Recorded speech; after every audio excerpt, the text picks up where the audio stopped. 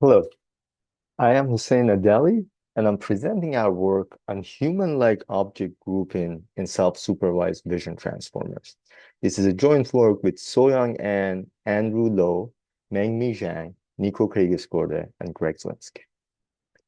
Transformer models have been applied to vision and language tasks, and they've been very successful in these domains.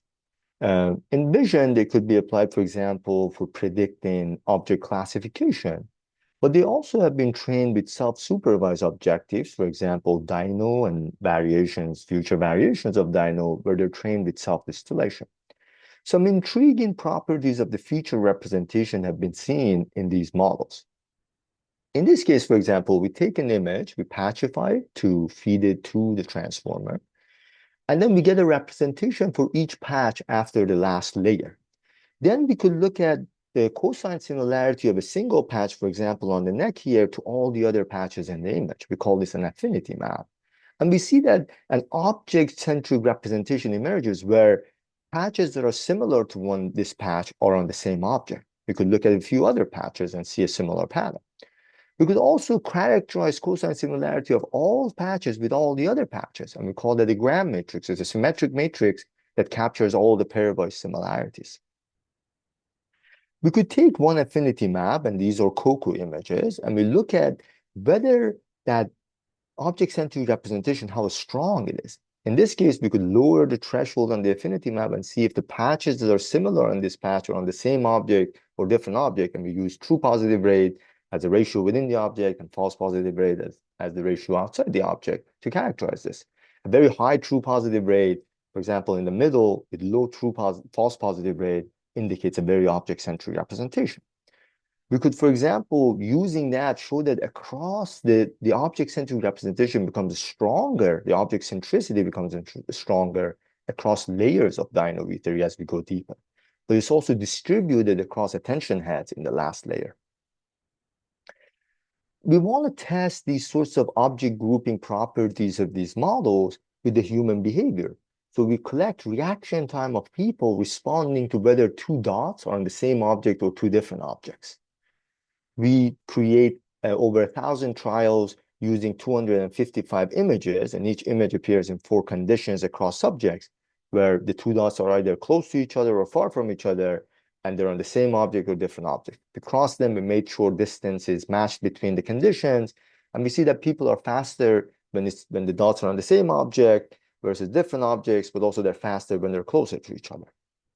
We have reaction times for all the trials, and we're going to use that to compare them to the behavior, to neural behavior of the models.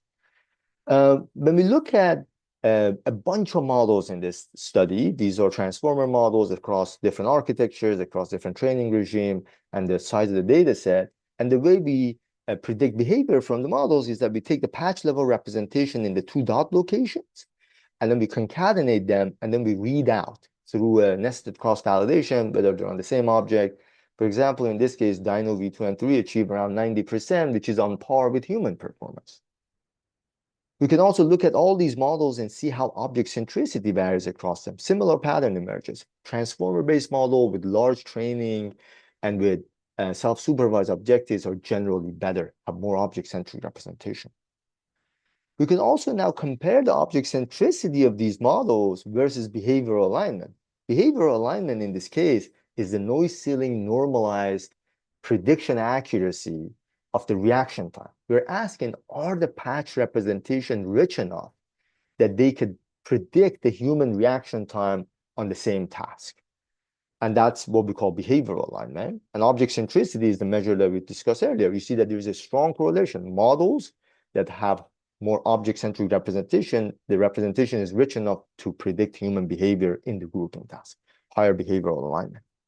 We also go a step further. We say, if we think this is important, can we distill that gram matrix that captures pairs or similarity from Dino V3, distill it into these models that were trained for object classification?